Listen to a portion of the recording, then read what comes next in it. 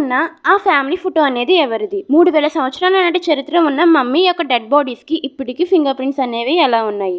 Uterus నుంచి microplastic అనేది ఎలా ప్రొడ్యూస్ అవుతుంది? ఇలాంటి మరెన్నో ఇంట్రెస్టింగ్ ఫ్యాక్ట్స్ కోసం ఈ వీడియోని ఫుల్గా చూసి మన ఛానల్ని సబ్స్క్రైబ్ చేసుకోండి. Fact number 10. చార్లెస్ డ్యూక్ అనే ఆస్ట్రోనాట్ అతని యొక్క ఫ్యామిలీ ఫోటోను ఏప్రిల్ 20, 1972లో మూన్ పైన వదిలేసి వచ్చారు. ఇలా ఎందుకు చేశారంటే అతని యొక్క పిల్లలకు నేను నిజంగా మూన్ పైకి వెళ్ళానని ప్రూఫ్ కోసం చేశారట.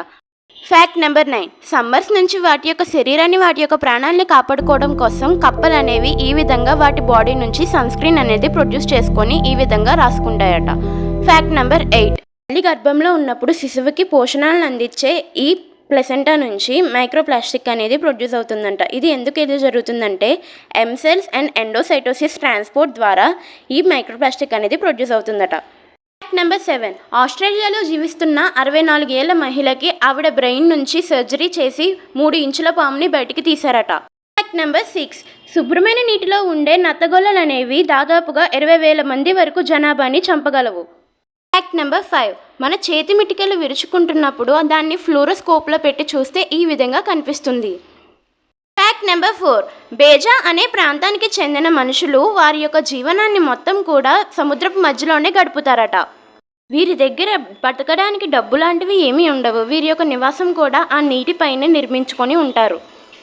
Fact number 3. 3000 సంవత్సరాల క్రితం చనిపోయిన ఈజిప్ట్ మమ్మీ యొక్క డెడ్ బాడీస్కి ఫింగర్ ప్రింట్స్ ఇప్పటికీ ఉన్నాయట. Fact number 2. Golden blood group. ఈ బ్లడ్ గ్రూప్ అనేది చాలా రేరెస్ట్ బ్లడ్ గ్రూప్. ఇది గత 50 సంవత్సరాల్లో కేవలం 2 వ్యక్తులకి మాత్రమే ఉన్నట్టు సైంటిస్టుల పరిశోధనలో తేలింది. Fact number 1. ఈఫిల్ టవర్ అనేది సమ్మర్స్లో కొన్ని సెంటీమీటర్ల వరకు పొడుగు ఎదగగలదంట. ఇది ఎందుకు జరుగుతుందంటే సమ్మర్లో వచ్చే వేడి వల్ల ఐరన్ అనేది ఎక్స్పాండ్ అవుతుందట. దానివల్ల ఈ ఈఫిల్ టవర్ అనేది 1 నుంచి 2 సెంటీమీటర్ల వరకు హైట్ అనేది పెరుగుతుందట.